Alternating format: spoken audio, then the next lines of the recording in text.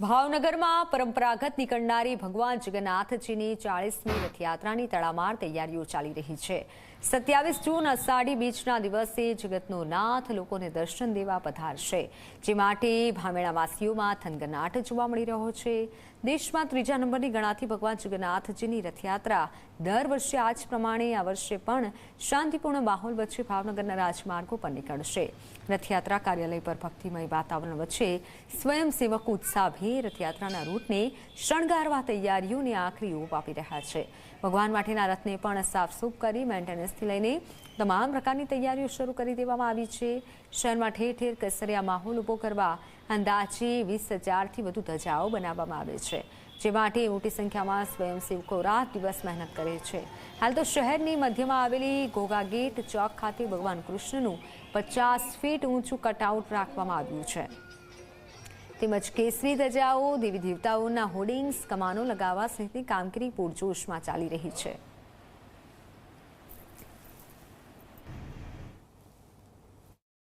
સ્વર્ગસ્થ ભીખુભાઈ ભટ્ટ પ્રેરિત અને શ્રી જગન્નાથજી રથયાત્રા મહોત્સવ સમિતિ ટ્રસ્ટ દ્વારા આયોજિત 40મી ભગવાન જગન્નાથજીની રથયાત્રા આગામી 27મી તારીખે ભાવનગરના રાજમાર્ગો પરથી પસાર થવાની છે।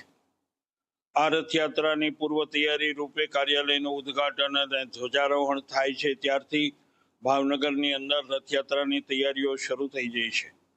માત્ર હવે 6 દિવસ રથયાત્રાને બાકી છે, ત્યારે તડામાર તૈયારીઓ અત્યારે ચાલુ છે। ભાવનગરને કેસરિયા માહોલથી રંગવા માટે થઈને જુદી જુદી જગ્યાએ કટઆઉટ, હોર્ડિંગ, બેનર વગેરે લગાવવામાં આવી રહ્યા છે। 18થી 20,000 જેટલી ધજાઓ દ્વારા ભાવનગરના રાજમાર્ગોને કેસરિયા રંગેથી રંગવામાં આવ્યું છે। ભાવનગરના રાજમાર્ગો ઉપર છેલ્લા 40 વર્ષથી રથયાત્રા નીકળે છે, જેમાં હરુબાપુના નેતૃત્વમાં અમારી સમિતિના કાર્યકર્તાઓ રથયાત્રા આવે ત્યાં થનગનાટથી ઉત્સવમાં ઉમંગભેરે કામ કરવા માટે સ્વેચ્છાએ બધા આવે છે। અને હું છેલ્લા 20થી 25 વર્ષથી આ કાર્યમાં જોડાયેલો છું। અને રથયાત્રા જેમ જેમ નજીક આવે એમ અમારા કાર્યકર્તાઓ, સમિતિના સભ્યોમાં થનગનાટ અને અનેરો ઉત્સાહ હોય છે।